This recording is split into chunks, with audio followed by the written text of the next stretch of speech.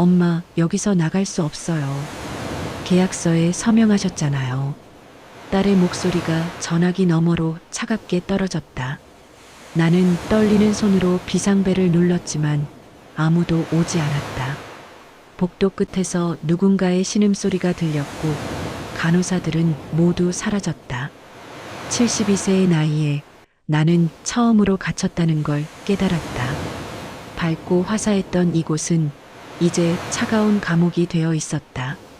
창밖의 바다는 여전히 아름다웠지만 나는 더 이상 자유롭게 그곳을 걸을 수 없었다. 손에 쥔 계약서의 작은 글씨들이 흐릿하게 번졌다. 이 모든 게 언제부터 잘못된 걸까? 남편의 빈자리를 채우려던 선택이 어쩌면 내 인생 최악의 결정이 될 줄은 몰랐다. 그리고 지금 나는 살아남기 위해 싸워야만 한다. 그날 아침도 여느 때와 다르지 않았습니다. 바람에 흔들리는 커튼 사이로 햇살이 비집고 들어왔습니다. 나는 침대에서 일어나 거실로 향했고 식탁 위에 놓인 2개의 커피잔 자리 중 하나가 비어 있는 걸 보았습니다. 손이 떨렸습니다. 매일 아침 그 빈자리를 마주하는 것이 일상이 되었지만 익숙해지지는 않았어요. 남편이 세상을 떠난 지 2년이 지났습니다. 나는 찬장에서 컵을 꺼내 커피를 내렸습니다. 김이 모락모락 피어오르는 걸 바라보며 문득 남편의 오래된 라이터가 생각났어요. 서랍을 열자 금속 라이터가 차갑게 손바닥에 닿았습니다. 표면에 새겨진 긁힌 자국들을 손끝으로 천천히 더듬었죠. 남편이 담배를 끊기 전까지 30년 넘게 들고 다니던 물건이었습니다. 여보, 이제 담배 끊어야지. 애들도 걱정하잖아. 그때 내가 했던 말이 떠올랐습니다. 남편은 웃으며 라이터를 주머니에 넣었었죠. 알았어, 알았어. 그래도 이건 버릴 순 없어. 추억이 담겨 있다고. 추억이 담겨 있다는 말. 그 말이 무슨 뜻인지 이제야 알 것 같았습니다. 거실 시계가 똑딱거리는 소리가 유난히 크게 들렸습니다. 벽에 걸린 시계 바늘은 아침 8시 30분을 가리키고 있었어요. 현관에 쌓인 우편물들, 낮게 흘러나오는 라디오 뉴스 소리. 모든 게 그대로인데 뭔가 다 비어 있는 것 같았습니다. 휴대폰이 울렸습니다. 옆집에 사는 경이었어요. 언니 잘 있어? 짧은 문자였습니다. 나는 한참을 멍하니 화면을 바라보다가 답장을 보냈죠. 응, 잘 지내. 거짓말이었습니다. 잘 지내지 못하고 있었어요. 하지만 그렇다고 솔직하게 말할 수도 없었습니다. 경희에게 무슨 말을 한다고 해서 달라질 건 없었으니까요. 통화 기록을 내려보았습니다. 큰아들 민준이는 일주일 전에 한 번, 작은아들 민호는 열흘 전에 한 번, 딸 세라는 사흘 전에 전화를 했었네요. 처음엔 남편이 돌아가시고 나서 매일같이 전화가 왔었습니다. 자식들이 번갈아 가며 안부를 물었고 주말마다 집에 들렀었죠. 하지만 시간이 지나면서 전화는 점점 뜸해졌습니다. 엄마, 요즘 일이 너무 바빠서 회사에서 프로젝트가 있어가지고 아이들 학원 스케줄 때문에 자식들의 변명을 들으며 나는 고개를 끄덕였습니다. 이해한다고 괜찮다고 말했어요. 사실은 서운했지만 그 말을 꺼낼 수가 없었습니다. 자식들도 자식들 인생이 있는데 늙은 엄마가 붙잡고 있을 순 없잖아요. 내가 너무 의지하려는 건가? 스스로를 탓했습니다.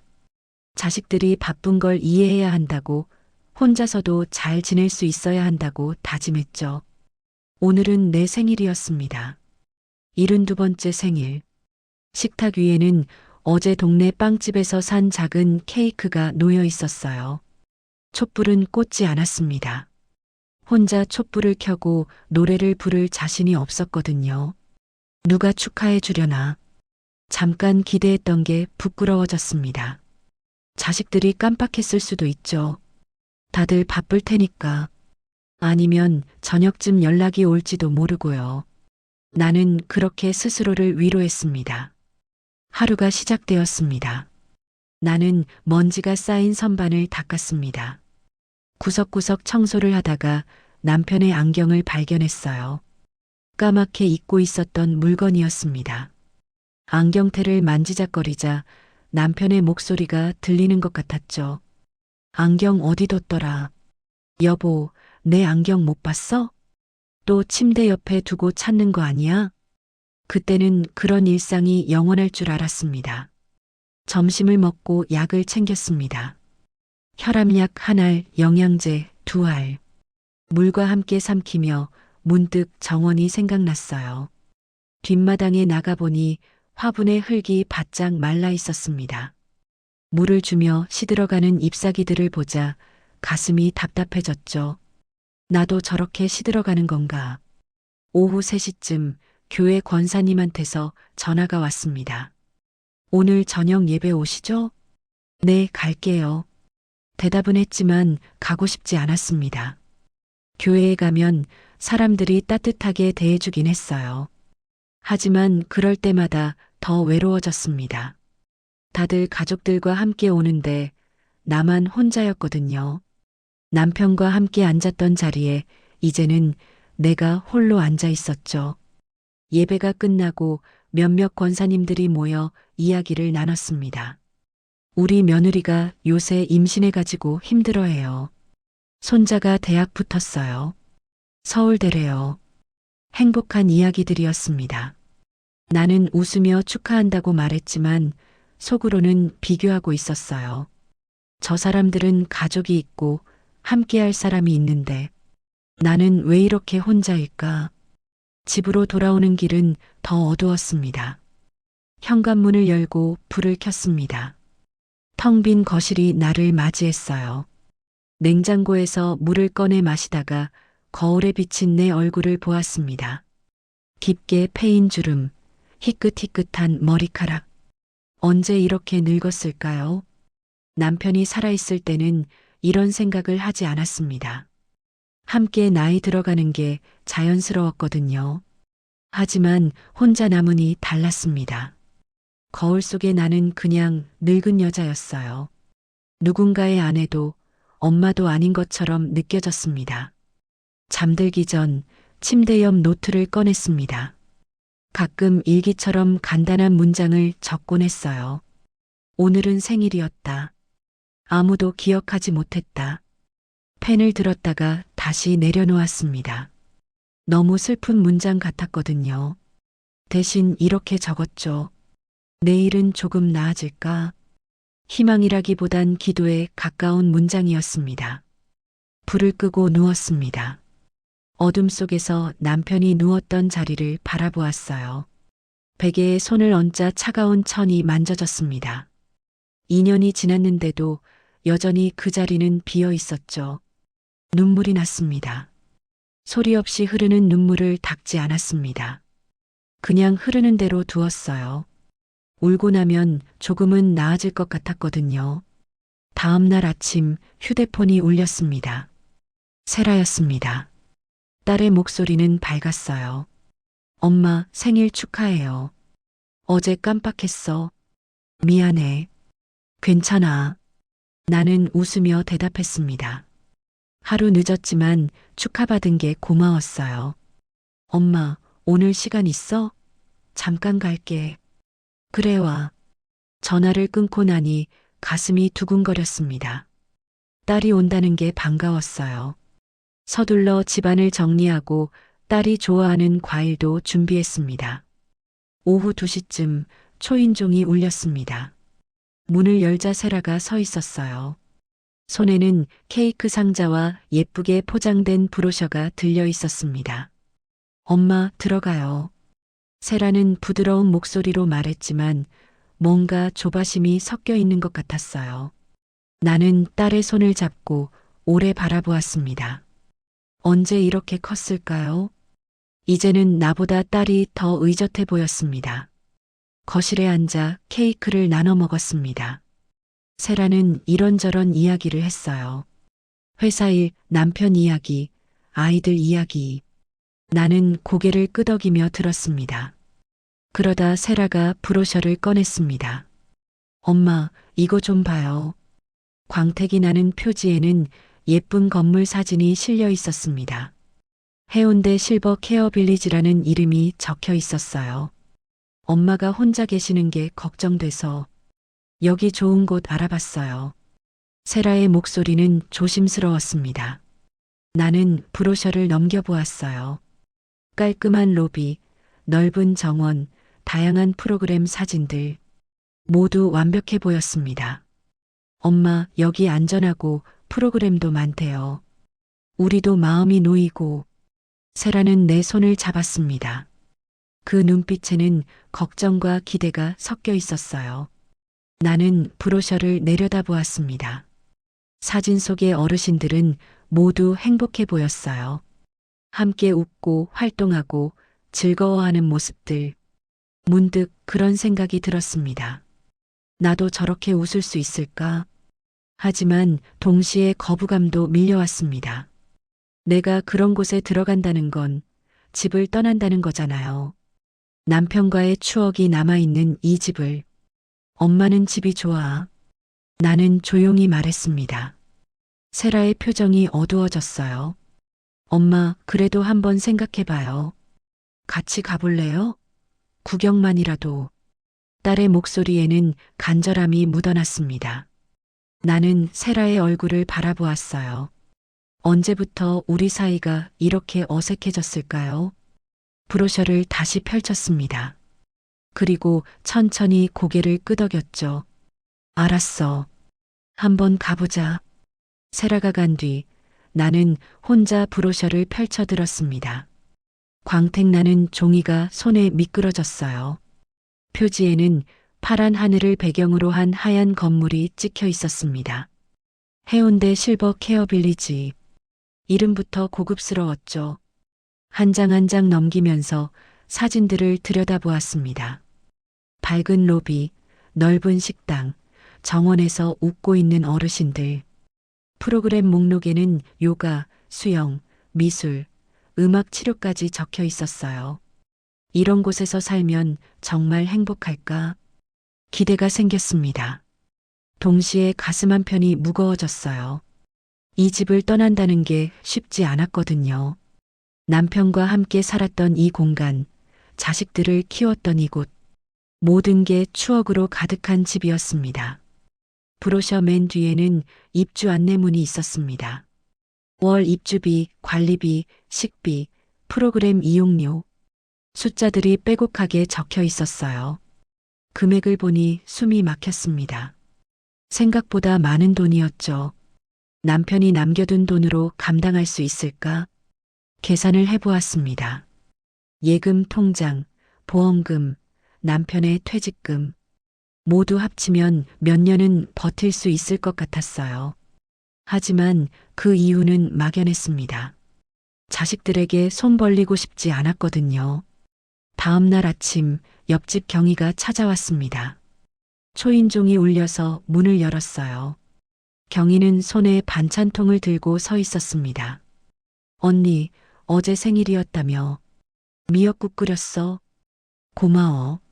나는 반찬을 받아들고 경희를 거실로 안내했습니다. 경희는 소파에 앉더니 탁자 위에 브로셔를 보았어요. 언니, 이거 뭐야? 실버타운? 응. 우리 세라가 알아봤대. 경희는 브로셔를 펼쳐들었습니다. 한참 들여다보더니 고개를 끄덕였어요. 여기 좋던데. 우리 동네 박 선생 부부도 여기 들어갔어.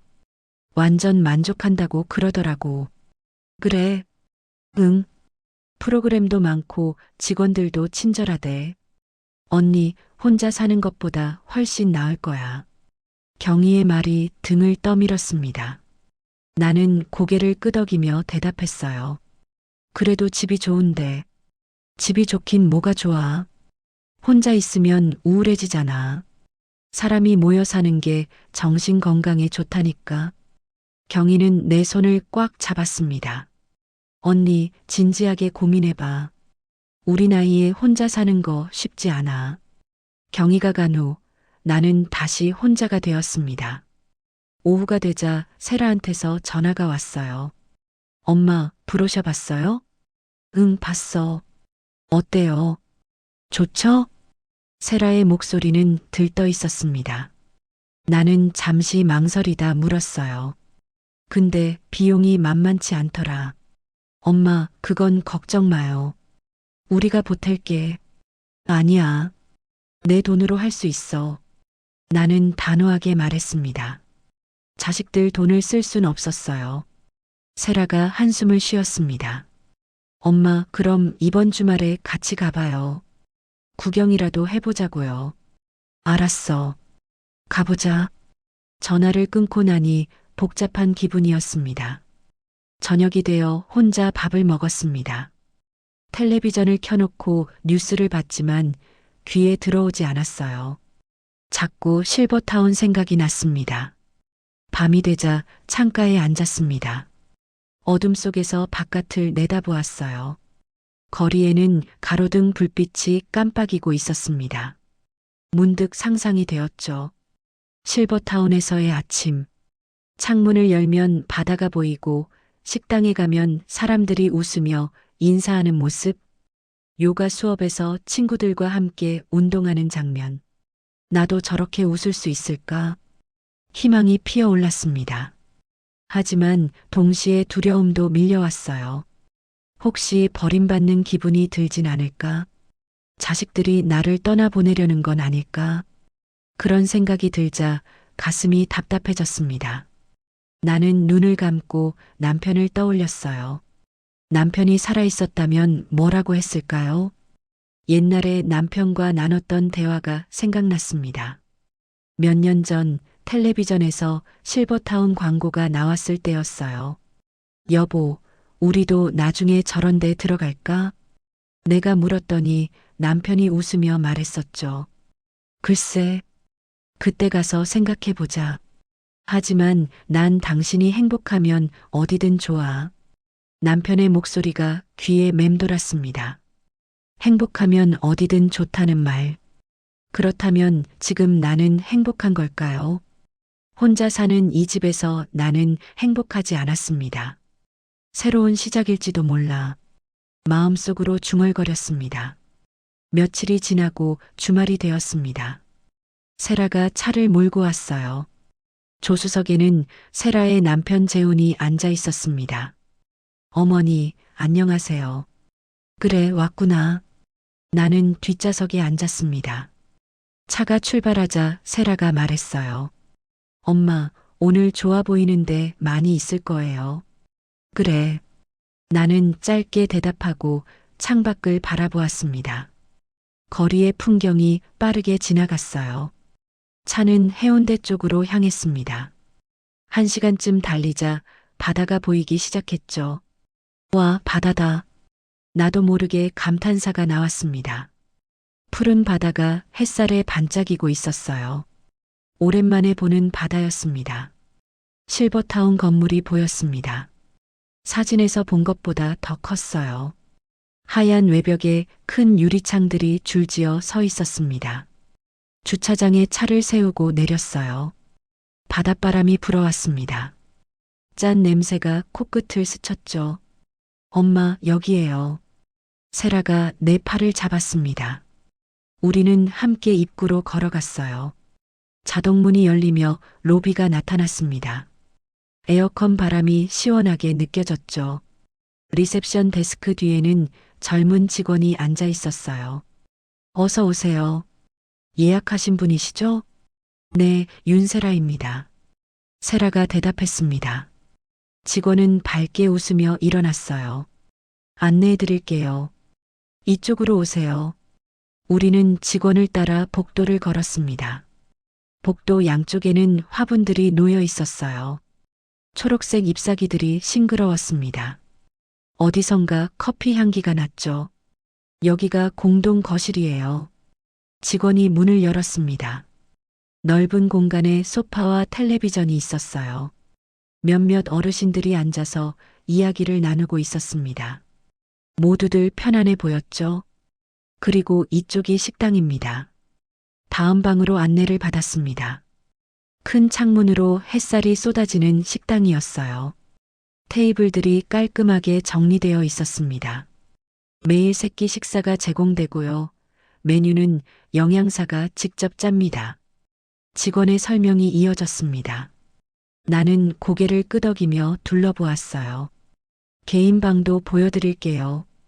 엘리베이터를 타고 3층으로 올라갔습니다. 복도를 지나 한 방 앞에 섰어요. 직원이 카드키로 문을 열었습니다. 여기가 기본형 개인실이에요. 방 안으로 들어갔습니다. 생각보다 넓었어요. 침대, 옷장, 작은 책상이 놓여 있었습니다. 창문으로는 바다가 보였죠. 파도 소리가 희미하게 들려왔어요. 화장실도 개인 화장실이고요. 비상벨도 설치되어 있습니다. 직원이 벽에 있는 빨간 버튼을 가리켰습니다. 나는 방 안을 천천히 걸었습니다. 창가에 서서 바다를 바라보았어요. 햇살이 물결에 반짝이는 게 아름다웠습니다. 여기서 살 수 있을까? 문득 그런 생각이 들었습니다. 낯선 공간이었지만 나쁘지 않았어요. 오히려 평화로워 보였죠. 엄마 어때요? 세라가 다가와 물었습니다. 나는 세라를 바라보았어요. 딸의 눈에는 기대가 가득했습니다. 좋긴 한데, 그럼 여기로 할까요? 세라의 목소리가 밝아졌습니다. 나는 고개를 끄덕였어요. 일단 계약서 좀 봐야겠어. 조건들을 확인하고.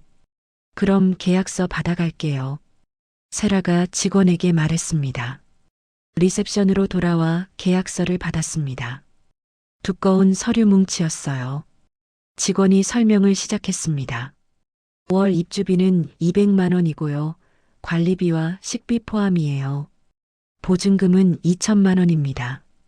숫자를 듣자 가슴이 철렁했습니다. 생각했던 것보다 많은 금액이었어요. 위약금은 어떻게 되나요? 내가 물었습니다. 3개월 이내 퇴소 시에는 보증금의 30%가 위약금으로 부과됩니다. 그렇군요. 나는 계약서를 받아들고 페이지를 넘겼습니다. 작은 글씨들이 빼곡했어요. 법적 용어들이 많아서 이해하기 어려웠습니다. 하지만 천천히 읽어나갔죠. 집으로 돌아오는 길, 차 안은 조용했습니다. 세라가 백미러로 나를 봤어요. 엄마 생각해보고 연락주세요. 그래. 나는 창밖을 바라보며 대답했습니다. 마음이 복잡했어요. 기대와 두려움이 뒤섞여 있었습니다. 집에 도착하자 세라가 나를 현관까지 바래다 줬어요. 엄마, 너무 오래 고민하지 마요. 빨리 결정하는 게 좋을 거예요. 알았어. 세라가 가고 나는 혼자 남았습니다. 거실에 앉아 계약서를 펼쳤어요. 조항 하나하나를 읽으며 표시를 했습니다. 이해되지 않는 부분은 메모를 해두었죠. 밤이 깊어갔습니다. 창가에 앉아 밖을 내다보았어요. 어둠 속에서 별들이 반짝이고 있었습니다. 남편의 라이터를 꺼내 손에 쥐었죠. 차가운 금속이 손바닥에 느껴졌습니다. 여보, 내가 잘하는 걸까? 혼잣말을 했습니다. 대답은 없었어요. 하지만 마음은 조금씩 정해지고 있었습니다. 나는 천천히 손을 내밀어 전화기를 집어들었습니다. 세라의 번호를 눌렀어요. 엄마, 세라야, 나 결정했어. 정말요? 세라의 목소리가 떨렸습니다. 응, 한번 가볼게. 체험 입주부터 해보자. 엄마, 감사해요. 후회 안 할 거예요. 전화를 끊고 나니 안도의 한숨이 나왔습니다. 동시에 불안도 밀려왔어요. 하지만 나는 이미 선택을 했습니다. 문을 닫으며 손이 떨렸습니다. 입주날이 밝았습니다. 세라가 아침 9시에 왔어요. 짐을 나르는 걸 도와주려고 일찍 온 거였죠. 나는 이미 새벽부터 일어나 마지막 짐을 정리하고 있었습니다. 엄마, 준비 다 됐어요? 응, 거의 다 했어. 큰 가방 2개와 작은 박스 하나. 그게 내가 가져갈 전부였습니다. 남편의 라이터와 사진 몇 장, 옷가지와 세면도구. 많지 않았어요. 나머지는 모두 이 집에 남겨두기로 했습니다. 차에 짐을 싣고 출발했습니다. 창밖을 내다보며 익숙한 동네가 점점 멀어지는 걸 지켜봤어요. 단골 슈퍼, 자주 가던 약국, 교회. 모든 게 작아지더니 사라졌습니다. 가슴이 먹먹했지만 참았어요. 1시간쯤 달리자 바다가 보이기 시작했습니다. 엄마, 다 왔어요. 세라가 말했습니다. 차는 해운대 실버 케어 빌리지 주차장으로 들어섰어요. 엔진을 끄자 파도 소리가 들렸습니다. 창문을 열었더니 시원한 바닷바람이 불어왔죠. 짠 냄새가 코를 간지렸습니다. 차에서 내려 건물을 올려다보았습니다. 햇살에 반짝이는 유리창들이 인상적이었어요. 입구 앞 정원은 잘 정돈되어 있었습니다. 꽃들이 가지런히 심어져 있었고 작은 분수대에서는 물소리가 들렸죠. 어서 오세요. 자동문이 열리자 젊은 여직원이 반갑게 인사했습니다. 밝은 미소를 지으며 다가왔어요. 윤세라님 어머님 맞으시죠? 기다리고 있었습니다. 네, 감사합니다. 세라가 대답했습니다. 나는 직원의 밝은 표정을 보며 조금 안심이 되었어요. 로비로 들어섰습니다. 에어컨 바람이 시원했습니다. 로비는 생각보다 넓었어요. 한쪽에는 소파가 놓여 있었고 다른 쪽에는 작은 카페 공간이 있었습니다. 커피 향이 은은하게 퍼져 있었죠. 벽에는 부드러운 색의 그림들이 걸려 있었습니다. 이쪽으로 오세요. 먼저 서류부터 작성해 주셔야 해요. 직원이 안내했습니다. 리셉션 데스크로 갔어요. 직원은 깔끔한 연두색 유니폼을 입고 있었습니다. 명찰에는 김수진이라고 적혀 있었어요. 서류 작성에는 30분쯤 걸렸습니다. 서명을 하고 나니 수진이 카드키를 건넸어요. 이게 방 열쇠예요. 잃어버리시면 안 돼요. 알겠습니다. 카드키를 받아 주머니에 넣었습니다. 플라스틱 재질이 손에 미끄러웠어요. 그럼 방으로 안내해 드릴게요. 수진이 앞장섰습니다. 우리는 엘리베이터를 타고 3층으로 올라갔어요. 복도는 조용했습니다. 카펫이 깔려 있어서 발소리가 나지 않았죠. 여기가 315호예요. 수진이 문 앞에 섰습니다. 카드키로 문을 열었어요. 삐소리가 나면서 자물쇠가 풀렸습니다. 방 안으로 들어섰습니다. 깔끔했습니다. 햇살이 커튼 사이로 비쳐 들어왔어요. 침대는 하얀 시트로 정돈되어 있었고 작은 책상과 의자가 창가에 놓여 있었습니다. 옷장과 화장대도 있었죠. 화장실은 여기 있고요. 비상벨은 침대 옆에 있어요. 수진이 하나씩 설명했습니다. 나는 고개를 끄덕이며 들었어요. 뭐 필요한 거 있으면 언제든 말씀하세요. 네, 고맙습니다. 수진이 나가고 나와 세라만 남았습니다. 엄마 어때요? 괜찮죠? 세라가 물었습니다. 나는 창가로 걸어가 창문을 열었어요. 바다가 시원하게 펼쳐져 있었습니다. 파도가 부서지는 소리가 선명하게 들렸죠. 응, 좋아. 정말 좋았습니다. 이 방에서 살게 될 거라는 생각이 들자 설렘과 불안이 동시에 밀려왔어요. 세라는 1시간쯤 있다가 돌아갔습니다. 엄마, 적응 잘하세요. 전화 자주 할게요. 그래, 조심해서 가. 문이 닫히고 나는 완전히 혼자가 되었습니다. 침대에 앉아 한참을 그대로 있었어요. 낯선 공간이었습니다. 하지만 나쁘지 않았죠.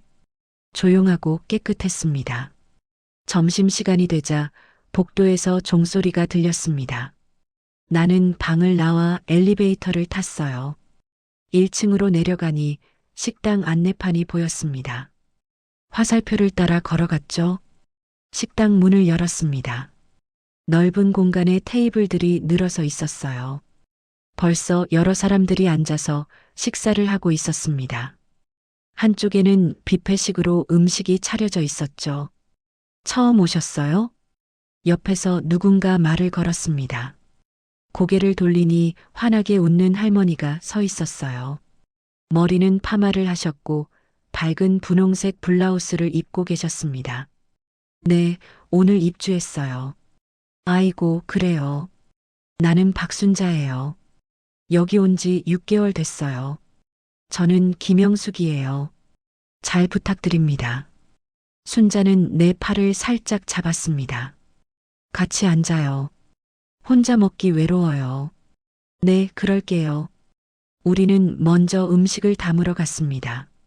밥, 국, 반찬들이 가지런히 놓여 있었어요. 나는 조금씩 담았습니다. 순자는 접시에 이것저것 많이 담았어요. 여기 음식 괜찮아요. 맛있어요. 순자가 말했습니다. 테이블에 앉아 식사를 시작했어요. 국을 한 숟가락 떠먹었는데 정말 괜찮았습니다. 집에서 먹던 것보다 맛있었어요. 여기 사람들 다 좋아요. 걱정 마요. 순자가 말했습니다. 나는 고개를 끄덕였어요. 주변을 둘러보니 다들 편하게 이야기하며 식사하고 있었습니다. 웃음소리가 여기저기서 들렸죠. 영숙 씨는 뭐 하시다가 여기 왔어요? 순자가 물었습니다. 그냥 집에서 혼자 살다가요. 남편은 2년 전에 돌아가셨어요. 아이고, 나랑 똑같네. 나도 남편 3년 전에 보냈어요. 순자의 표정이 잠시 어두워졌습니다. 하지만 곧 다시 밝아졌어요. 근데 여기 와서 좋아요. 사람들 많고 할 것도 많아서 외롭지 않아요. 그래요? 응. 프로그램도 많아요. 요가도 하고 미술도 하고. 나 요가 진짜 재밌어요. 순자는 신이 나서 이야기했습니다. 나는 듣기만 했어요. 순자의 밝은 에너지가 좋았습니다. 식사를 마치고 순자와 함께 로비로 갔습니다. 오후 3시에 요가 수업 있어요. 같이 가요. 저도 할 수 있을까요? 걱정 마요. 선생님이 친절해요. 천천히 가르쳐줘요. 순자가 내 손을 잡았습니다. 따뜻했어요. 3시가 되자 우리는 2층 활동실로 갔습니다. 넓은 방에 요가 매트가 깔려 있었어요. 벌써 5명의 어르신들이 앉아 계셨습니다. 앞쪽에는 젊은 강사가 서 있었죠. 안녕하세요. 새로 오신 분이시네요. 강사가 밝게 웃으며 인사했습니다. 네, 오늘 입주했어요. 환영해요. 편하게 하시면 돼요. 나는 매트 위에 앉았습니다. 부드러운 촉감이 느껴졌어요. 수업이 시작되었습니다. 자, 천천히 팔을 위로 올려보세요. 강사의 목소리가 부드러웠습니다. 나는 따라했어요. 팔을 위로 쭉 뻗는데 어깨가 뻐근했습니다. 오랜만에 몸을 움직이는 거였죠. 좋아요. 천천히 내려오세요.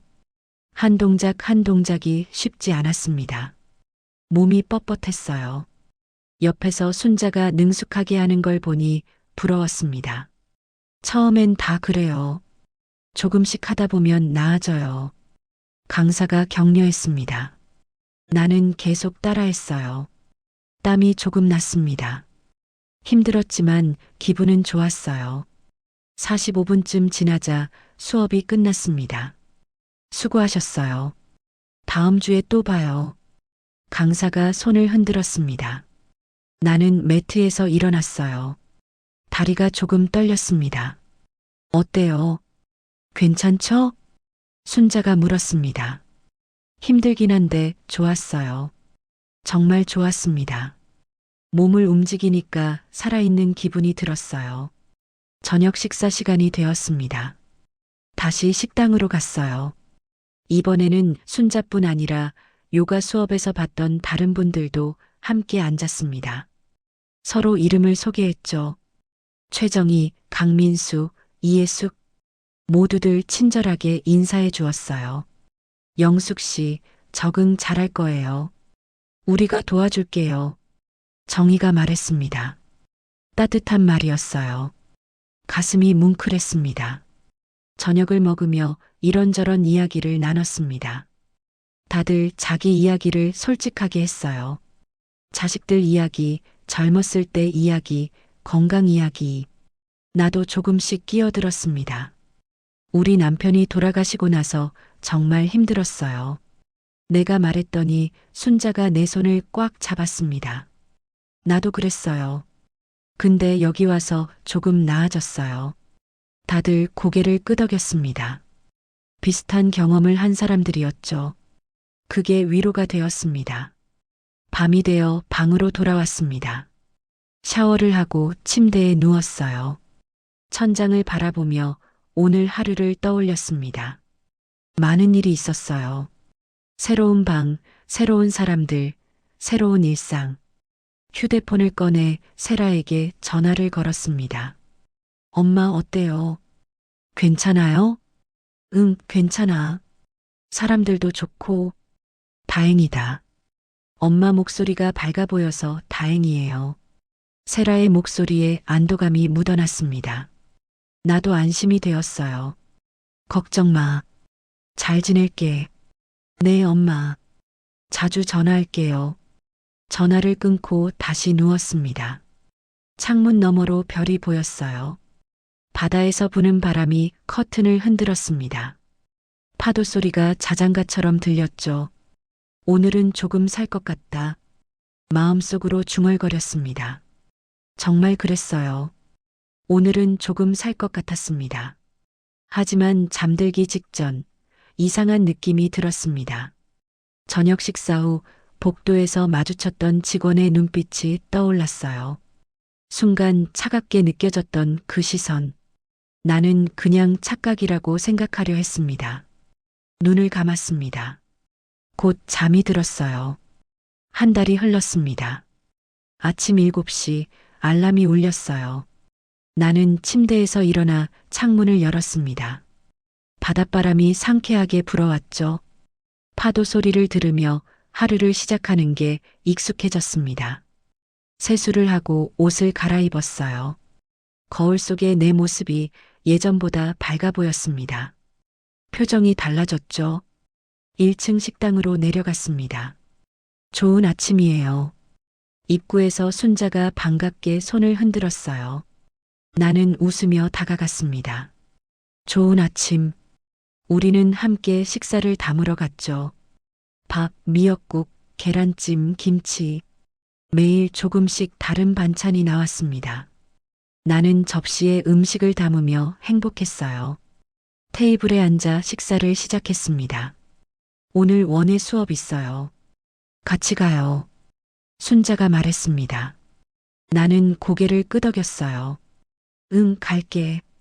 식사를 마치고 우리는 2층 활동실로 올라갔습니다. 10시에 원예 수업이 시작되었어요.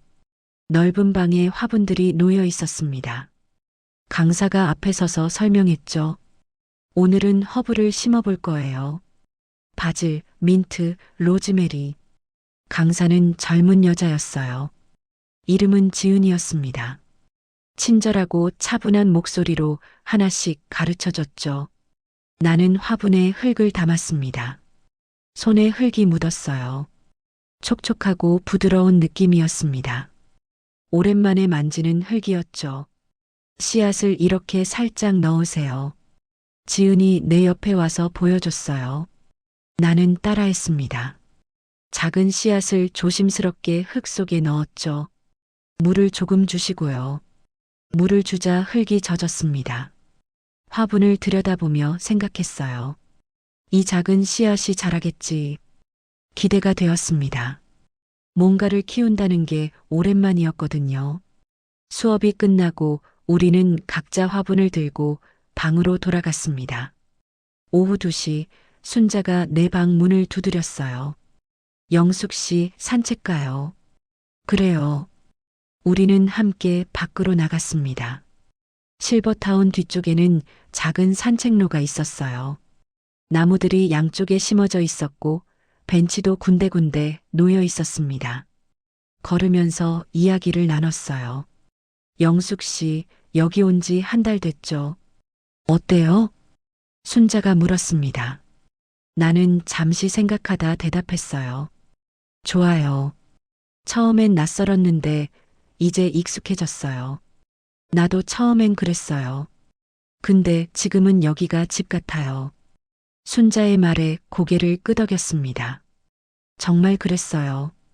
이제는 이곳이 편했습니다. 벤치에 앉아 쉬었어요. 영숙 씨, 남편분 생각 많이 나죠? 순자가 조심스럽게 물었습니다.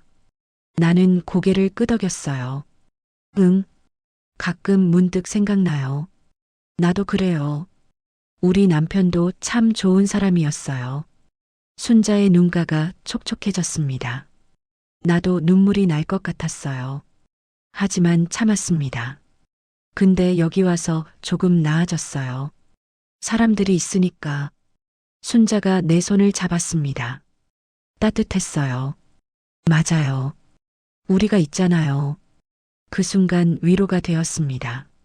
저녁 6시 식당에 다시 모였습니다. 이번에는 순자뿐 아니라 정희, 민수, 해숙도 함께 앉았어요. 우리 5명은 자주 함께 식사를 했습니다. 다음 주에 합창 발표회 있대요. 정희가 말했습니다. 우리도 참가해요? 내가 물었어요. 응. 우리 팀이 노래 부르기로 했어요. 무슨 노래요? 아리랑이요. 다들 아는 노래잖아요. 아리랑. 익숙한 노래였어요. 어릴 적부터 불렀던 노래죠. 좋아요. 해봐요. 나는 동의했습니다. 다들 웃으며 고개를 끄덕였어요. 그날부터 우리는 매일 연습했습니다. 활동실에 모여 노래를 불렀어요. 처음엔 박자도 안 맞고 음정도 흔들렸습니다. 하지만 점점 나아졌죠. 아리랑 아리랑 아라리요. 노래를 부르는 게 즐거웠어요. 오랜만에 목소리를 크게 내는 거였습니다. 가슴이 시원했죠. 일주일 후 발표의 날이 왔습니다. 식당이 무대로 바뀌었어요. 무대 앞에는 의자들이 놓여 있었고 입주민들이 앉아 있었습니다. 직원들도 몇 명 서 있었죠. 우리 차례가 되었습니다. 무대 위로 올라가는데 심장이 두근거렸어요. 손이 떨렸습니다. 순자가 내 손을 꽉 잡았어요. 괜찮아요. 잘할 수 있어요. 노래가 시작되었습니다. 아리랑 아리랑 아라리요. 목소리를 내는데 떨렸습니다. 하지만 계속 불렀어요. 순자, 정희, 민수, 해숙의 목소리가 함께 어우러졌습니다. 노래가 끝나자 박수가 터졌습니다. 짝짝짝. 박수 소리가 귓가에 울렸어요. 나는 웃었습니다. 정말 오랜만에 느끼는 성취감이었죠. 무대에서 내려와 자리에 앉았어요. 잘했어요. 옆에 앉은 한 할머니가 말했습니다. 나는 고개를 숙여 감사 인사를 했어요. 그날 밤 세라한테서 전화가 왔습니다. 엄마, 요즘 어때요? 응, 좋아. 오늘 노래 발표회도 했어. 정말요? 대단하네요. 세라의 목소리가 밝았습니다. 나도 기분이 좋았어요. 엄마 목소리가 훨씬 밝아졌어요. 다행이다. 응. 여기 사람들이 좋아서 다행이에요. 계속 잘 지내요. 전화를 끊고 침대에 누웠습니다. 천장을 바라보며 생각했어요. 이런 삶도 괜찮다는 생각이 들었습니다. 매일 사람들과 이야기하고 함께 식사하고 프로그램에 참여하는 일상. 나쁘지 않았죠. 하지만 가끔 옛날 집이 그리웠습니다. 남편과 함께 살던 그 집. 조용하고 익숙했던 공간. 나만의 시간이 있던 곳. 문득 그리워질 때가 있었어요. 하지만 이제 여기가 내 집이야. 스스로에게 말했습니다. 며칠 후 정원 가꾸기 작업이 있었습니다. 입주민들이 함께 모여 꽃을 심는 행사였어요. 나는 순자, 정희와 함께 참여했습니다. 여기 장미 심어요. 정희가 말했습니다. 우리는 삽으로 땅을 팠어요. 흙 냄새가 났습니다. 좋은 냄새였죠. 장미 모종을 심고 물을 주었습니다. 예쁘게 자라면 좋겠다. 순자가 말했습니다. 나도 그렇게 바랐어요. 작업을 하다가 민수가 다가왔습니다. 영숙 씨, 요즘 프로그램 줄어든 것 같지 않아요? 네. 아니, 전에는 일주일에 5번 요가 수업이 있었는데 요즘은 3번밖에 없더라고요. 민수의 말에 생각해 보니 맞았습니다. 프로그램이 조금씩 줄어들고 있었어요. 청소도 예전만큼 자주 안 하는 것 같아요. 정의도 거들었습니다. 제 방 청소가 이번 주에 1번밖에 안 들어왔어요. 나도 그랬어요. 청소가 불규칙해진 게 느껴졌습니다. 직원들한테 물어봐야겠어요. 민수가 말했습니다. 우리는 고개를 끄덕였어요. 그날 저녁 식당에서 수진을 만났습니다. 수진 씨, 요즘 프로그램이 줄어든 것 같아요. 민수가 물었습니다. 수진은 잠깐 당황한 표정을 지었어요. 아, 그게요. 요즘 직원들이 좀 바빠서요. 업무가 많아져서. 그래도 원래대로 해주시면 좋겠어요. 네, 전달하겠습니다. 수지는 미소를 지었지만 눈빛은 피곤해 보였습니다. 밤이 되어 방으로 돌아왔습니다. 창가에 앉아 바깥을 내다보았어요. 어둠 속에서 관리사무소 불빛이 보였습니다. 늦은 시간인데도 불이 켜져 있었죠. 무슨 일이 있나? 의문이 들었습니다. 하지만 깊게 생각하지 않았어요.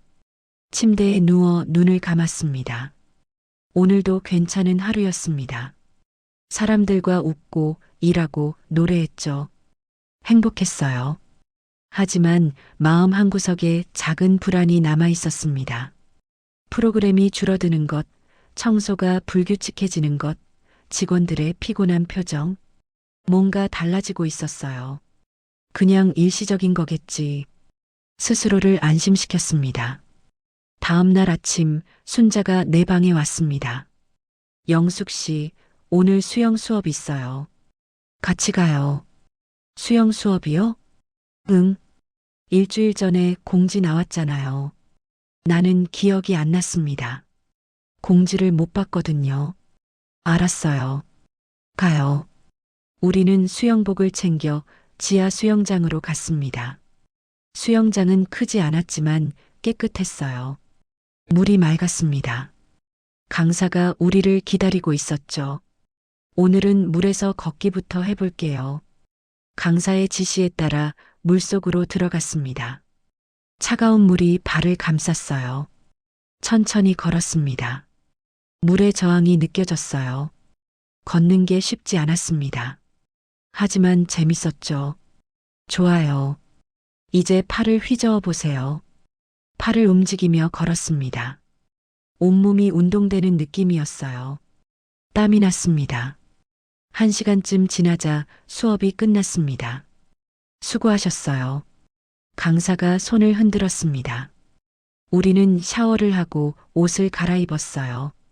기분 좋다. 순자가 말했습니다. 나도 그랬어요. 몸을 움직이니까 상쾌했습니다. 점심을 먹고 방으로 돌아와 창가에 앉았습니다. 화분을 들여다보았어요. 바질 씨앗에서 작은 싹이 나왔습니다. 초록색 작은 잎이 돋아난 거였죠. 자라고 있구나. 기뻤습니다. 작은 생명이 자라는 걸 보는 게 신기했어요. 오후 내내 창밖을 바라보았습니다. 바다가 푸르렀어요. 파도가 하얗게 부서지는 모습이 평화로웠습니다. 이런 삶도 괜찮다는 생각이 또 들었죠. 하지만 동시에 떠올랐어요. 남편의 얼굴, 옛날 집의 풍경, 혼자 있던 시간들, 그리운 것들이 가끔 밀려왔습니다. 괜찮아. 이제 여기가 내 집이야. 다시 한번 스스로에게 말했습니다. 저녁이 되어 식당으로 갔습니다. 순자가 말했어요. 내일 미술 수업 있어요. 수채화 그린대요. 좋네요. 같이 가요. 우리는 웃으며 식사를 했습니다. 하지만 식사 중에 이상한 걸 발견했어요. 메뉴가 어제랑 똑같았습니다. 밥, 미역국, 계란찜, 반찬도 같았어요. 어제도 이거 먹었는데 민수가 중얼거렸습니다. 나도 그 생각이 들었어요. 요즘 메뉴가 좀 반복되는 것 같아요. 정희도 말했습니다. 우리는 서로 눈을 마주쳤습니다. 뭔가 이상했어요. 하지만 아무도 크게 말하지 않았습니다. 그냥 조용히 식사를 마쳤죠. 그날 밤 잠자리에 들기 전 생각했습니다. 프로그램 감소, 청소 불규칙, 반복되는 메뉴, 작은 변화들이었어요. 하지만 쌓이고 있었습니다. 일시적인 거겠지. 다시 한번 스스로를 달랬습니다. 눈을 감고 잠들려 했어요. 하지만 불안이 완전히 사라지지 않았습니다. 2달이 지났습니다. 어느 날 아침 식당 게시판 앞에 사람들이 모여 있었어요. 나도 다가가 봤습니다. 새로운 공지가 붙어 있었죠. 프로그램 일정 변경 안내. 글을 읽어 내려갔습니다. 요가 수업이 주 3번에서 2번으로 줄었어요. 미술 수업도 격주로 바뀌었습니다. 수영은 아예 당분간 휴강이라고 적혀 있었죠. 왜 이러는 거예요? 옆에서 정희가 물었습니다. 나도 궁금했어요. 시설 운영상 불가피한 조정이라고 쓰여 있네요. 민수가 말했습니다. 사람들은 웅성거렸어요. 불만이 가득한 목소리들이었습니다. 나는 노트를 꺼내 적어두었습니다. 프로그램 변경 날짜와 내용. 나중에 필요할 것 같았거든요. 식사를 하러 갔습니다. 오늘 메뉴를 보니 또 미역국이었어요. 반찬도 똑같았습니다. 사흘 연속 같은 메뉴였죠. 또 미역국이네. 순자가 한숨을 쉬었습니다. 요리사가 바뀐 건가? 민수가 중얼거렸어요. 우리는 조용히 식사를 했습니다. 맛도 예전 같지 않았어요. 싱거웠습니다. 식사 후 방으로 돌아왔습니다. 청소가 안 돼 있었어요. 침대 시트는 그대로였고 화장실 수건도 교체되지 않았습니다. 이번 주 들어 청소가 한 번도 안 들어왔죠. 리셉션으로 전화를 걸었습니다. 여보세요. 315호인데요. 청소가 안 들어왔어요. 아, 죄송합니다. 청소 직원이 부족해서요. 내일 들어갈게요. 수진의 목소리였어요. 피곤해 보였습니다. 알겠습니다. 전화를 끊었지만 불편했어요. 예전에는 이런 일이 없었거든요. 오후에 순자가 내 방에 왔습니다. 영숙 씨, 이상하지 않아요? 순자의 얼굴이 심각했어요. 뭐가요? 프로그램도 줄고 청소도 안 되고 뭔가 달라지고 있어요. 순자가 앉으며 말했습니다. 나도 같은 생각이었어요. 저도 느꼈어요. 근데 어떻게 해야 할지 일단 지켜봐야죠. 더 이상해지면 그때 얘기하고. 우리는 고개를 끄덕였습니다. 저녁 무렵 복도를 걷다가 이상한 걸 발견했어요. 벽에 붙은 비상벨 옆 표시등이 꺼져 있었습니다. 빨간불이 켜져 있어야 하는데 까맣게 꺼진 거였죠. 버튼을 눌러봤습니다. 아무 반응이 없었어요. 고장 난 거였습니다. 이거 큰일인데. 혼잣말을 했습니다. 비상벨이 작동하지 않으면 응급 상황에 어떻게 하나. 불안이 밀려왔어요. 즉시 리셉션으로 갔습니다. 비상벨이 고장났어요. 3층 복도. 아, 네. 확인하겠습니다. 수지는 메모를 했지만 시선은 딴 데 가 있었어요. 제대로 듣고 있는 건지 의문이었습니다. 빨리 고쳐주세요. 중요한 거잖아요. 네, 알겠습니다. 수진의 대답은 건성이었어요. 방으로 돌아오는 길에 의무실을 지나갔습니다. 문이 반쯤 열려 있었어요. 안을 살짝 들여다보니 약품 보관함이 어수선했습니다. 약들이 제대로 정리되지 않고 흩어져 있었죠. 유통기한이 지난 약병도 보였어요. 이건 아닌데. 가슴이 답답해졌습니다.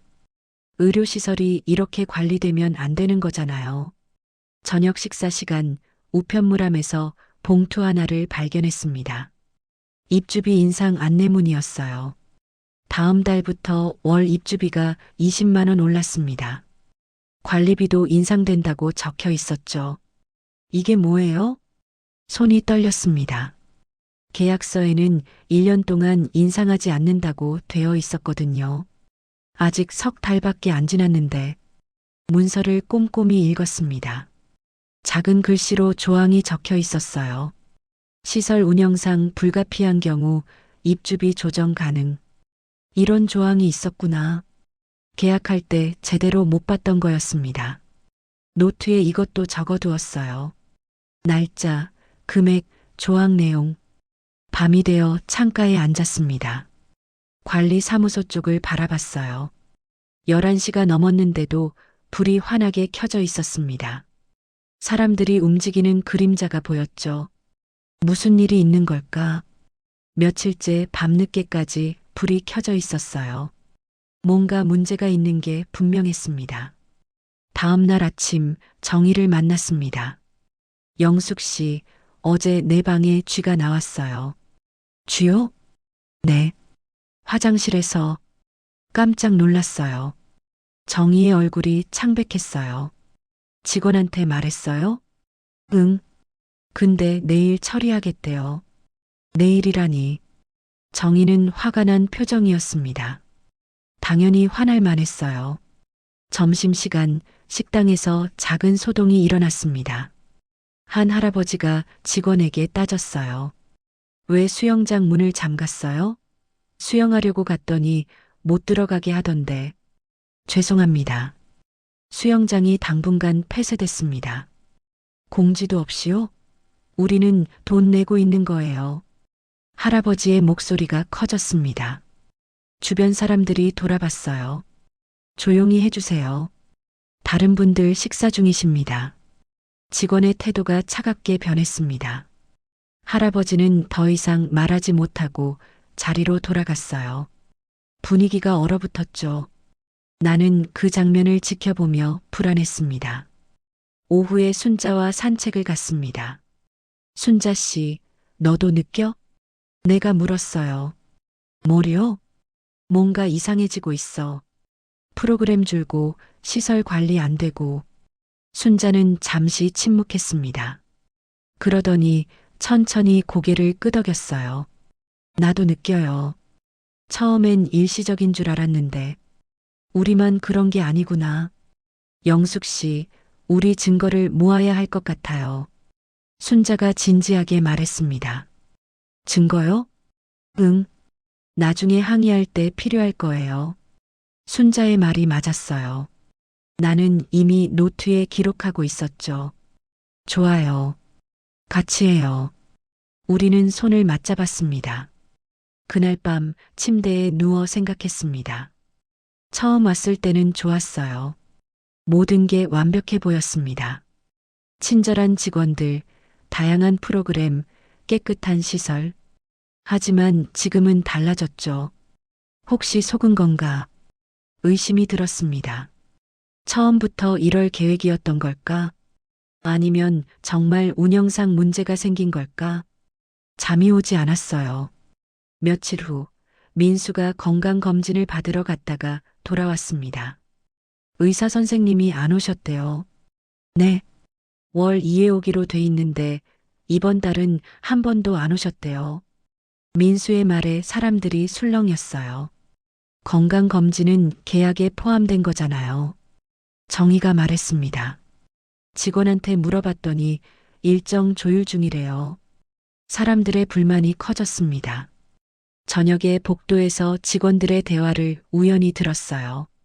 의무실 문이 살짝 열려 있었는데 안에서 목소리가 들렸습니다. 이제 수익 구조가 안 맞는 것 같아요. 본사에서 계속 비용 줄이래. 어떻게? 입주민들 불만 폭발하기 전에 뭔가 해야 하는데. 나는 숨을 죽이고 들었습니다. 수익 구조, 비용 절감, 불길한 단어들이었어요. 발소리가 다가오자 나는 서둘러 자리를 떴습니다. 방으로 돌아와 노트를 펼쳤어요. 오늘 들은 내용을 적었습니다. 날짜, 시간, 대화 내용. 손이 떨렸지만 꼼꼼하게 기록했죠. 뭔가 큰 문제가 있어. 확신이 들었습니다. 이곳에 문제가 생기고 있었어요. 그것도 심각한 문제. 순자에게 전화를 걸었습니다. 순자 씨, 지금 내 방으로 와줄래요? 무슨 일이에요? 중요한 거 들었어요. 10분 후 순자가 왔습니다. 나는 오늘 들은 직원들의 대화를 전했어요. 순자의 얼굴이 굳어졌습니다. 이거 큰일인데, 우리 어떻게 해야 할까요? 일단 더 확실한 증거를 모아야 해요. 그리고 다른 사람들한테도 알려야 하고, 순자가 말했습니다. 나는 고개를 끄덕였어요. 내일 민수랑 정희한테 말해봐요. 그래요. 우리는 계획을 세웠습니다. 순자가 간 후 나는 다시 노트를 펼쳤어요. 지금까지의 기록을 정리했습니다. 프로그램 감소, 메뉴 반복, 청소 불규칙, 비상벨 고장, 의무실 관리 부실, 입주비 인상, 의사 미방문, 직원 대화 내용. 모두 적어 놓으니 심각성이 보였어요. 이대로는 안 돼. 결심했습니다. 뭔가 해야 했어요. 창밖을 내다보았습니다. 관리사무소 불빛이 또 켜져 있었어요. 시계를 보니 자정이 넘었습니다. 저 안에서 무슨 일이 벌어지고 있는 걸까? 불안이 커졌습니다. 하지만 동시에 분노도 느껴졌어요. 우리는 제대로 된 서비스를 받을 권리가 있었습니다. 돈을 내고 있는데 이건 아니잖아요. 노트를 덮고 침대에 누웠습니다. 내일부터 본격적으로 움직여야겠다고 생각했어요. 순자, 민수, 정희와 함께 우리가 힘을 합치면 뭔가 바꿀 수 있을 것 같았습니다. 눈을 감았습니다. 하지만 잠은 쉽게 오지 않았어요. 머릿속이 복잡했습니다. 처음 이곳에 왔을 때의 설렘은 사라졌어요. 지금은 의심과 불안만 남았죠. 이게 맞는 선택이었을까? 후회가 밀려왔습니다. 하지만 이미 와버렸어요. 이제는 상황을 제대로 파악하고 대응해야 했습니다. 새벽이 되어서야 잠이 들었습니다. 그날 밤 11시 비명소리가 들렸습니다. 살려주세요. 나는 잠에서 깨어 침대에서 벌떡 일어났어요. 복도에서 들리는 소리였습니다. 급히 가운을 걸치고 문을 열었죠. 복도에 사람들이 나와 있었습니다. 313호 문이 열려 있었어요. 안에서 신음소리가 들렸습니다. 나는 뛰어갔어요. 해숙 씨. 방 안에서 해숙이 바닥에 쓰러져 있었습니다. 얼굴이 새하얗고 땀이 흐르고 있었어요. 손으로 가슴을 움켜쥐고 있었죠. 가슴이 아파요. 숨을 못 쉬겠어요. 해숙의 목소리가 떨렸습니다.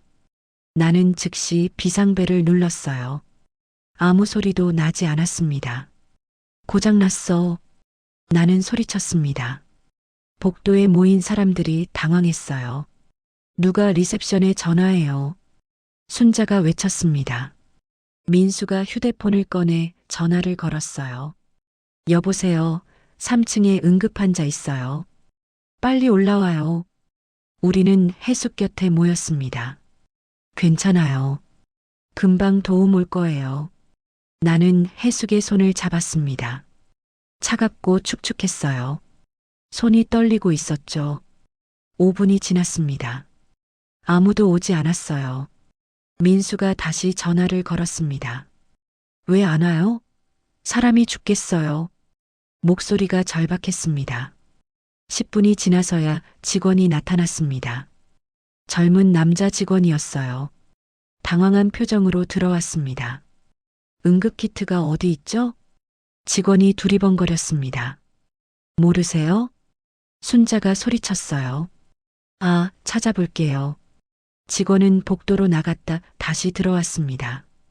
손에 작은 가방을 들고 있었어요. 하지만 열어보더니 당황했습니다. 약이 없네요. 없다니요?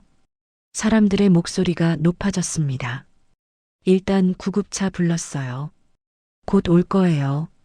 직원이 말했지만 누구도 안심하지 못했어요.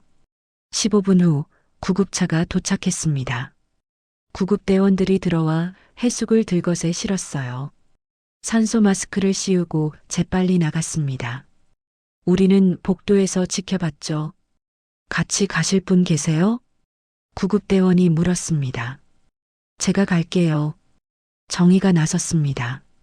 그들은 서둘러 엘리베이터로 향했어요. 우리는 그 자리에 남았습니다. 아무도 말하지 않았어요. 충격에 빠진 얼굴들이었습니다. 나는 다리에 힘이 풀렸어요. 방으로 들어가세요. 괜찮을 거예요.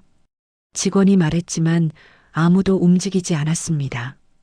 비상벨이 왜 작동 안 했어요? 민수가 물었습니다. 확인하겠습니다. 확인이요? 사람 목숨 걸린 문제예요. 민수의 목소리가 떨렸어요. 분노와 공포가 섞여 있었습니다. 직원은 아무 말도 하지 못하고 고개를 숙였어요. 우리는 각자 방으로 돌아갔습니다. 나는 침대에 앉았어요. 손이 계속 떨렸습니다. 해숙의 창백한 얼굴이 눈에 밟혔죠. 만약 내가 저랬다면 상상만 해도 끔찍했습니다. 다음 날 아침 정희한테서 연락이 왔습니다. 해숙은 심근경색이었어요. 다행히 목숨은 건졌지만 입원 치료를 받아야 했습니다. 의사가 그러는데 조금만 늦었으면 큰일 날 뻔했대요.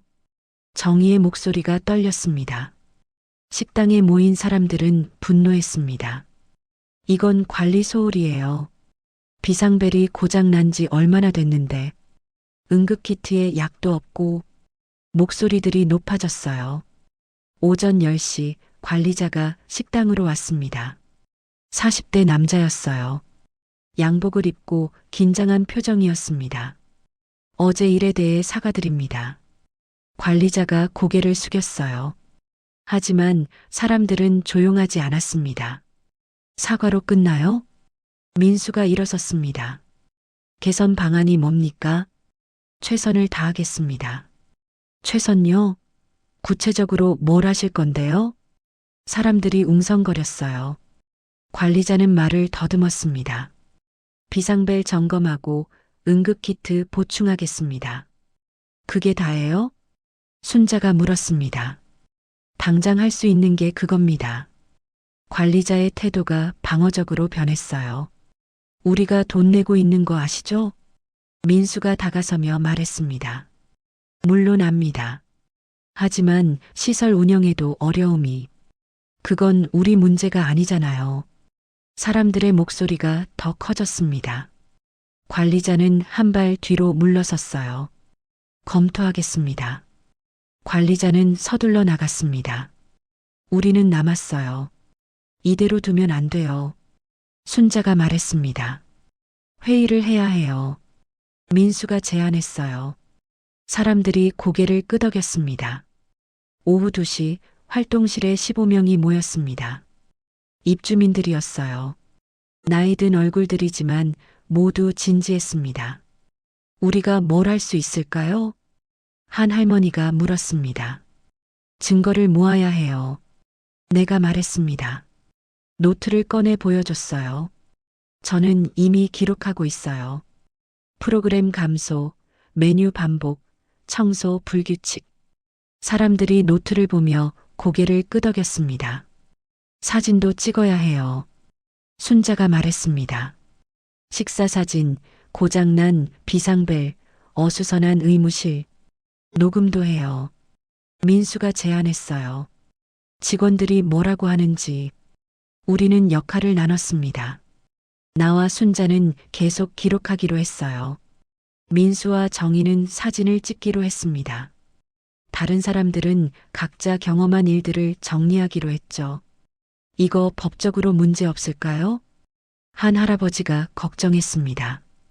우리 권리를 찾는 거예요. 민수가 단호하게 말했어요. 하지만 위약금이. 계약서를 다시 봐야 해요. 분명 서비스 미이행 조항이 있을 거예요. 나는 확신했습니다. 집에서 가져온 계약서, 사본이 있었거든요. 회의가 끝나고 각자 흩어졌습니다. 저녁 식사 시간 분위기가 달랐어요. 입주민들이 두 그룹으로 나뉜 것 같았습니다. 우리처럼 문제를 제기하는 사람들과 조용히 넘어가려는 사람들. 한 할머니가 우리 테이블을 지나가며 말했어요. 너무 오버하는 거 아니에요? 사고는 어디서나 날 수 있잖아요. 순자가 얼굴을 붉혔습니다. 오버요? 사람이 죽을 뻔했는데. 그래도 시끄럽게 하면 우리만 손해예요. 할머니는 고개를 저으며 갔습니다. 나는 가슴이 답답했어요. 왜 저렇게 생각하는 걸까? 이해가 안 됐습니다. 우리 모두의 안전 문제인데. 밤에 세라한테서 전화가 왔습니다. 엄마, 무슨 일이래요? 시설에서 연락 왔어요. 무슨 연락? 엄마가 불만을 많이 제기한대요. 세라의 목소리가 조심스러웠어요. 불만이 아니야. 정당한 요구야. 나는 어제 일을 설명했습니다. 해숙이 쓰러진 일, 비상벨 고장, 응급키트 문제. 그래도 엄마, 너무 앞장서지 마요. 세라야, 이건 중요한 문제야. 알아요. 근데 엄마 혼자 해결할 수 있는 게 아니잖아요. 세라는 걱정하고 있었어요. 나는 한숨을 쉬었습니다. 엄마, 차라리 나와요. 다른 곳 알아볼게요. 아직 포기하고 싶지 않아. 엄마, 우리가 권리를 찾아야지. 그냥 당할 순 없어. 내 목소리가 떨렸습니다. 세라는 잠시 침묵했어요. 알겠어요. 조심하세요. 전화를 끊고 창밖을 봤습니다. 관리사무소 불빛이 또 켜져 있었어요. 늦은 밤인데도 저 안에서 뭘 하고 있는 걸까? 다음 날 관리실 앞 게시판에 새 공지가 붙었습니다. 입주민 여러분께 알립니다. 최근 일부 입주민의 과도한 요구로 시설 운영에 어려움이 있습니다. 계약 조항을 다시 한번 확인해 주시기 바랍니다. 공지를 읽는 순간 화가 치밀었어요. 과도한 요구라니. 우리가 뭘 잘못했다는 걸까? 이건 협박이에요. 옆에 있던 민수가 말했습니다. 우리를 범인 취급하는 거예요. 사람들이 모여들었어요. 공지를 읽으며 웅성거렸습니다. 저 사람들 제정신이에요? 우리가 뭘 잘못했다고. 분노가 커졌습니다. 하지만 일부는 달랐어요. 그냥 조용히 넘어가요. 괜히 큰일 만들지 말고. 입주민들 사이에 균열이 생겼습니다. 식당에서 우리끼리 모였어요. 이제 어떻게 해요? 정의가 물었습니다. 더 확실한 증거가 필요해요. 나는 노트를 펼쳤습니다. 지금까지 모은 기록들이 빼곡했어요. 계약서 조항도 찾아야 해요. 민수가 말했습니다. 내일부터 본격적으로 움직여요. 순자가 우리 손을 잡았습니다. 우리가 해낼 수 있어요. 우리는 서로를 바라봤어요. 두려움도 있었지만 결의도 있었습니다. 그날 밤 나는 잠들지 못했습니다.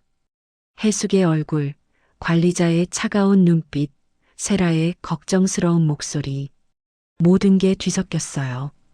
내가 잘하고 있는 걸까? 의문이 들었습니다. 하지만 돌아갈 수는 없었어요. 이미 시작했으니까 끝까지 가야 했습니다. 그날 오후 손녀 지민이한테서 전화가 왔습니다. 할머니, 이번 주 토요일 제 생일이에요. 올 수 있죠? 지민이의 목소리가 밝았어요. 7살 된 귀여운 손녀였습니다. 그래, 할머니가 갈게. 와, 진짜요? 케이크 같이 먹어요. 나는 웃으며 대답했어요. 하지만 전화를 끊고 나니 불안해졌습니다. 관리실에 외출 신청을 해야 했거든요. 오후 2시 리셉션으로 갔습니다.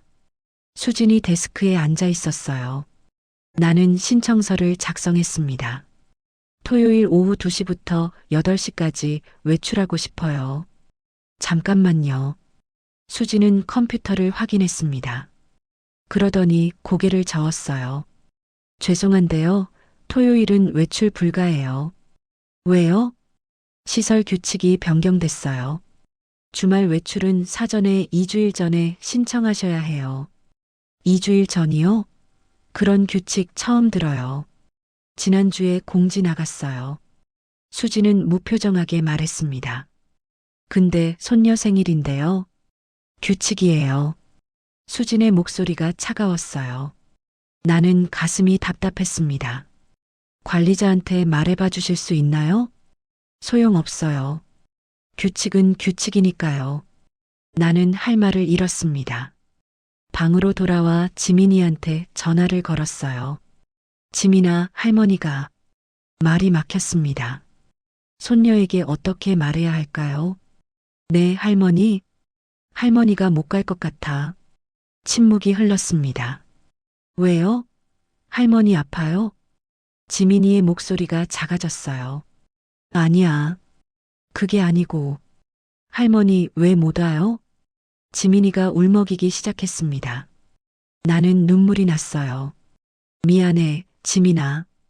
할머니가 꼭 다음에 갈게. 싫어요. 할머니 오늘 와야 돼요. 지민아.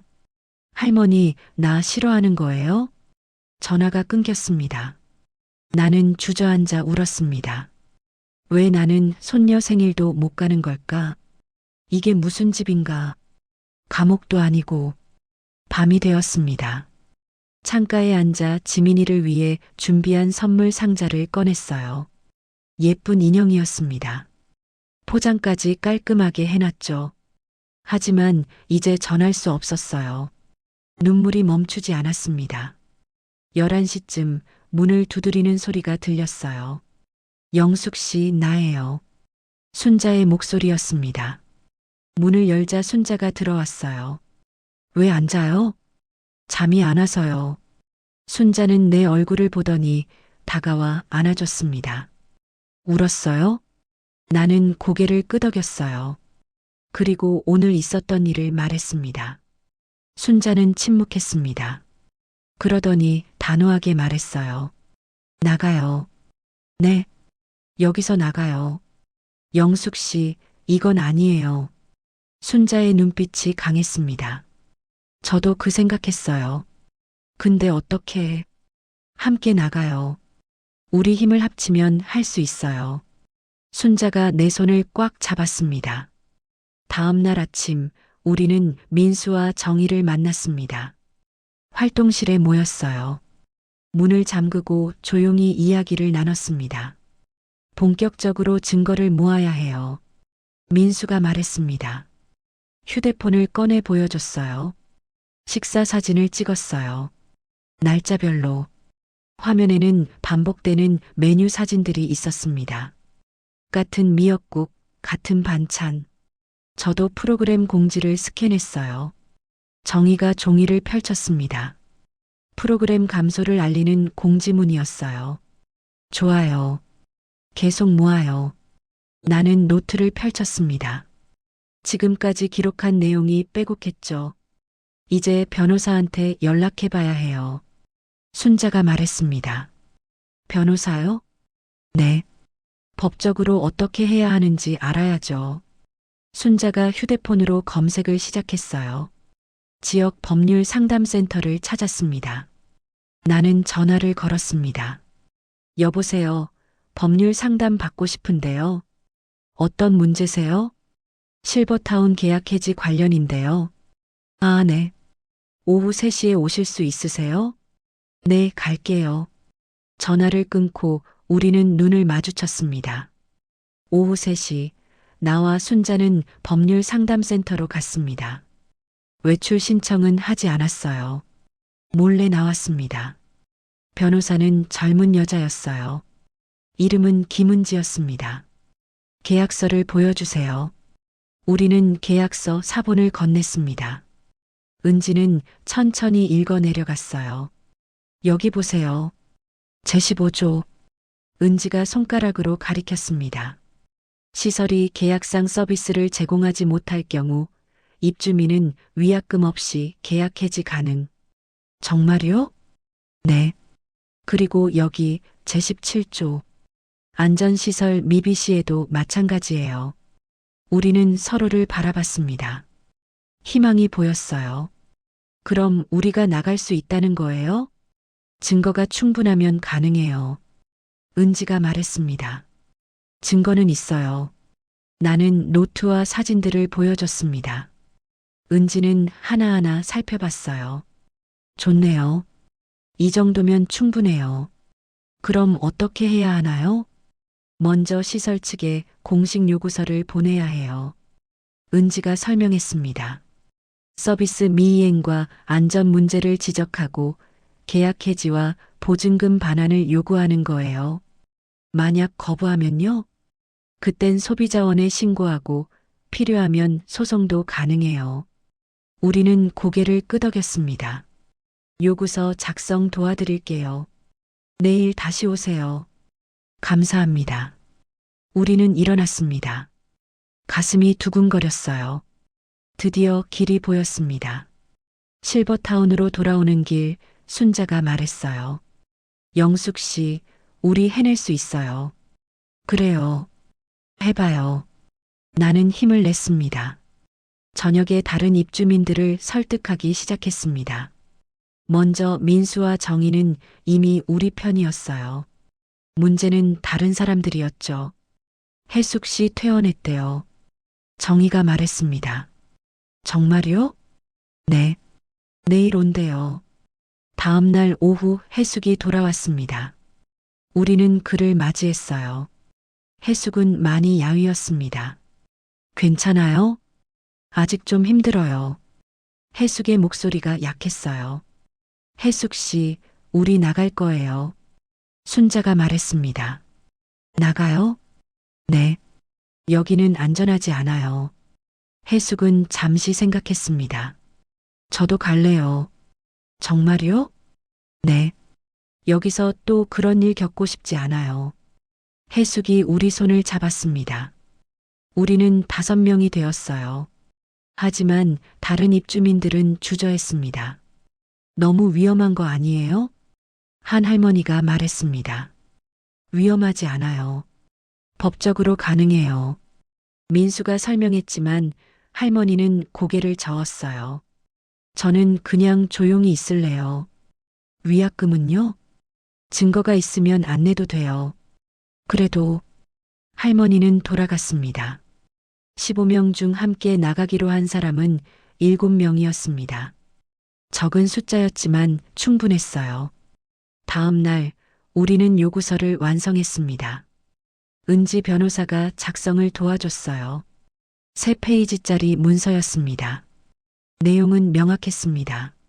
서비스 미이행, 안전시설 미비, 계약 위반, 그리고 즉시 계약 해지와 보증금 전액 반환 요구. 마지막에는 우리 7명의 이름이 적혀 있었어요. 이제 관리실에 전달해요. 민수가 말했습니다. 오후 4시 우리는 관리실 앞에 섰습니다. 7명이 함께였어요. 나는 앞장섰습니다. 손이 떨렸지만 문을 두드렸죠. 들어오세요. 관리자의 목소리가 들렸습니다. 문을 열고 들어갔어요. 관리자는 책상에 앉아 있었습니다. 무슨 일이세요? 이거 드릴 게 있어요. 나는 요구서를 내밀었습니다. 관리자는 받아서 읽기 시작했어요. 표정이 점점 굳어졌습니다. 이게 뭡니까? 보시면 알 거예요. 민수가 말했습니다. 계약 해지 요구요? 위약금 어떻게 하실 건데요? 안 낼 거예요. 계약서 제15조 봤죠? 관리자는 다시 문서를 봤습니다. 당황한 표정이었어요. 이건 협박이에요. 협박이 아니에요. 정당한 권리 주장이에요.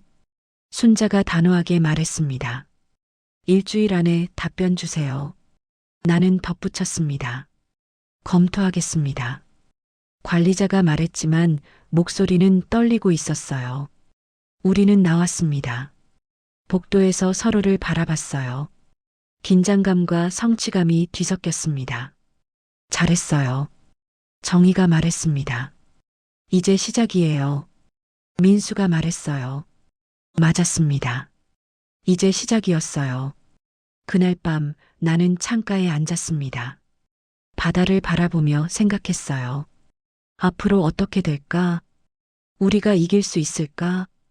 불안했지만 후회는 없었습니다.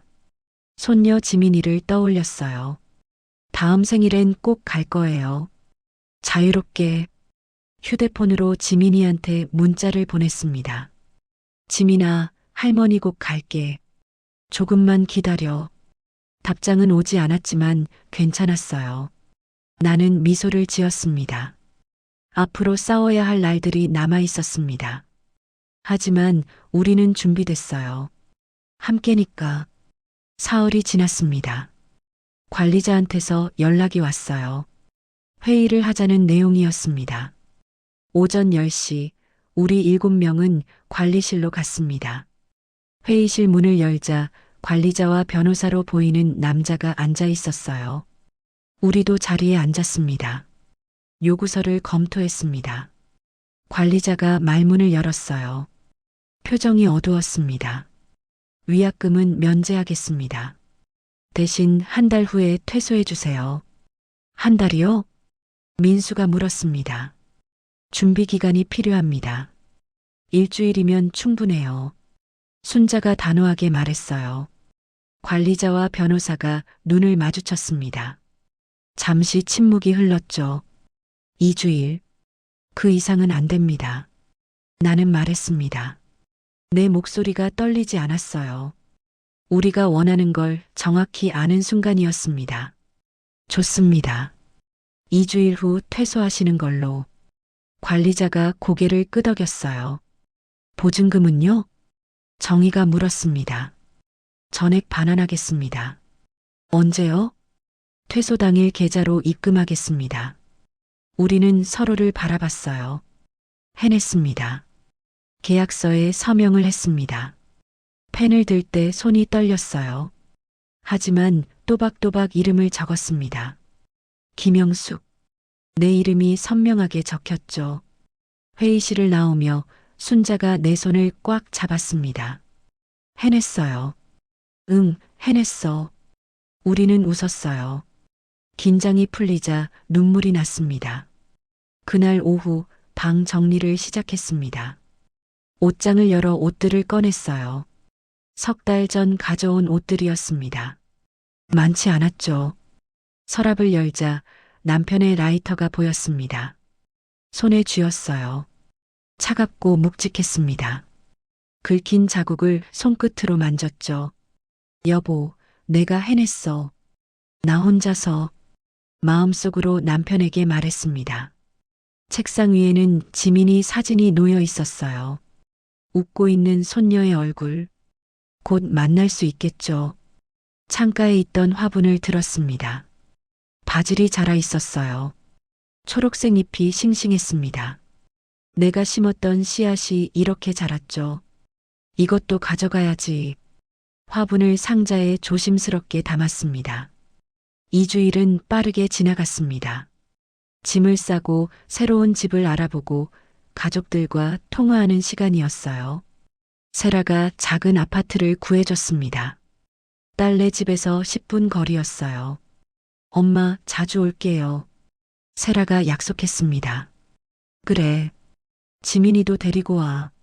당연하죠. 세라의 목소리가 밝았어요. 퇴소 전날 밤 순자와 함께 산책을 했습니다. 실버타운 뒤쪽 산책로를 걸었어요. 달빛이 밝았습니다. 영숙 씨 새 집에서도 연락해요. 당연하죠. 우리 친구잖아요. 순자가 웃었어요. 여기서 만난 게 다행이에요. 나도요. 우리는 벤치에 앉았습니다. 바다를 바라봤어요. 파도 소리가 들렸습니다. 영숙 씨는 강해요. 순자가 말했습니다. 아니에요. 순자 씨가 있었으니까 할 수 있었어요. 우리가 함께였으니까요. 순자가 내 손을 잡았습니다. 따뜻했어요. 퇴소 날 아침이 밝았습니다. 짐은 이미 다 쌌어요. 큰 가방 2개와 상자 3개. 그게 전부였습니다. 아침 식사를 하러 식당에 갔습니다. 사람들이 우리를 바라봤어요. 어떤 이는 부러운 듯, 어떤 이는 걱정스러운 듯. 한 할머니가 다가왔습니다. 잘 가요. 용기 있었어요. 감사합니다. 나는 인사했습니다. 식사를 마치고 로비로 갔어요. 7명이 모두 모였습니다. 우리는 서로를 바라봤죠. 다들 준비됐어요? 민수가 물었습니다. 네. 우리는 대답했어요. 리셉션에서 최종 서류에 서명을 했습니다. 수진이 봉투를 건넸어요. 보증금 입금 확인증이에요. 나는 휴대폰으로 계좌를 확인했습니다. 2천만 원이 들어와 있었어요. 확인했습니다. 우리는 밖으로 나왔습니다. 주차장에 세라의 차가 서 있었어요. 세라가 내려서 나를 안아줬습니다. 엄마, 수고했어요. 응, 이제 다 끝났어. 짐을 차에 실었습니다. 순자, 민수, 정희, 혜숙이 와서 인사했어요. 자주 봐요. 당연하죠. 전화할게요. 우리는 포옹했습니다. 눈물이 났지만 슬프지 않았어요. 뿌듯했습니다. 차가 출발했습니다. 백미러로 실버타운 건물이 점점 작아지는 걸 봤어요. 석 달을 보낸 곳, 행복했던 순간도 힘들었던 순간도 있었던 곳. 엄마 괜찮아요? 세라가 물었습니다. 응, 괜찮아. 정말 괜찮았어요. 새 집에 도착했습니다. 작은 아파트였어요. 20평 정도. 하지만 깨끗하고 햇살이 잘 들었습니다. 짐을 풀며 하나씩 자리를 잡았어요. 남편 사진을 거실에 걸었습니다.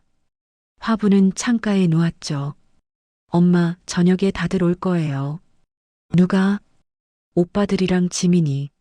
세라가 웃으며 말했습니다. 저녁 6시 초인종이 울렸습니다. 문을 열자 큰아들 민준이와 작은아들 민호가 서 있었어요. 그리고 지민이. 할머니. 지민이가 뛰어와 안겼습니다. 따뜻했어요. 손녀의 체온이 느껴졌습니다. 지민아, 보고 싶었어? 저도요. 할머니 생일 선물 이제 줘요? 지민이가 눈을 반짝였어요. 나는 웃으며 상자에서 인형을 꺼냈습니다. 늦었지만 받아줄래? 와, 예뻐요. 지민이가 인형을 꽉 안았습니다. 민준이가 다가왔어요. 엄마, 미안해요. 우리가 제대로 신경 못 썼어. 민준이의 눈가가 붉어졌습니다. 괜찮아. 이제 다 지났어. 앞으로 자주 올게요. 민호도 말했습니다. 그래. 자주 와. 나는 아들들의 손을 잡았어요. 우리는 함께 저녁을 먹었습니다. 세라가 준비한 음식들이 식탁에 차려졌어요. 따뜻한 국, 고기, 나물. 가족이 함께하는 식사였습니다. 할머니 집이 최고예요. 지민이가 말했습니다. 그래. 네. 여기가 제일 좋아요. 지민이가 웃었어요. 나도 웃었습니다. 가족들이 돌아가고 나는 혼자 남았습니다. 창가에 앉아 밖을 내다봤어요. 거리에 불빛이 반짝이고 있었습니다. 사람들이 오가는 모습이 보였죠. 이제 나는 자유로웠어요. 휴대폰이 울렸습니다. 순자였어요. 영숙 씨, 잘 도착했어요? 응. 지금 새 집에 있어. 어때요? 좋아. 아늑해. 다행이다. 나도 곧 나올 거예요. 정말? 응. 용기 냈어요. 순자의 목소리가 밝았습니다. 잘 됐다. 나오면 우리 집에 놀러와. 그럴게요. 전화를 끊고 다시 창밖을 봤습니다. 며칠 후 지역 복지관에서 연락이 왔습니다. 실버타운 경험을 나눠달라는 요청이었어요. 강연을 해달라는 거였습니다. 제가요? 네.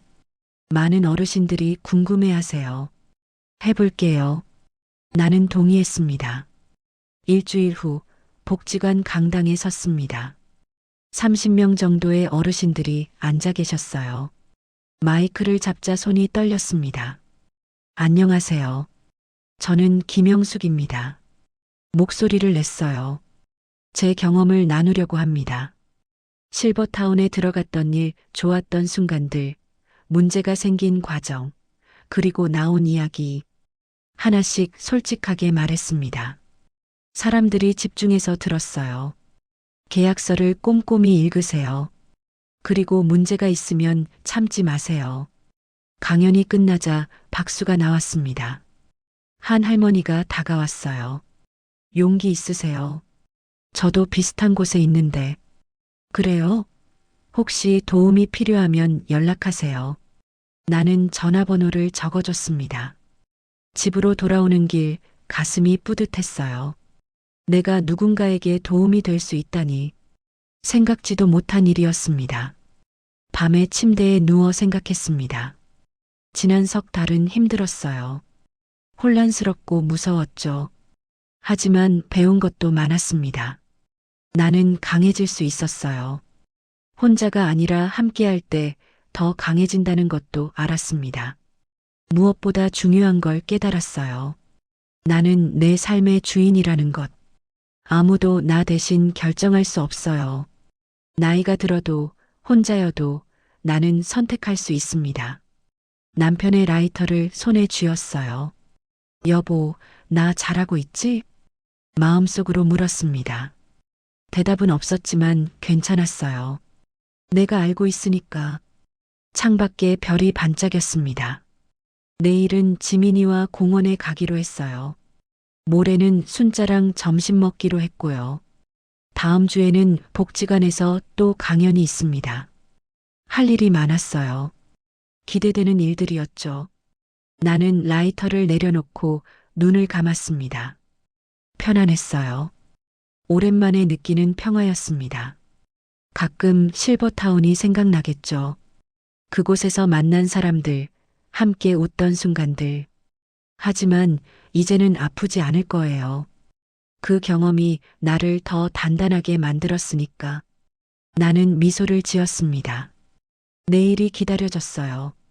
오늘의 이야기가 당신의 마음에 작은 울림을 드렸다면 앞으로도 당신의 나날에 잔잔한 위로가 될 이야기로 찾아뵐 수 있도록 구독과 좋아요를 눌러주세요. 그리고 사연의 주인공을 위한 따뜻한 말씀도 댓글로 부탁드립니다. 당신의 오늘도 응원합니다.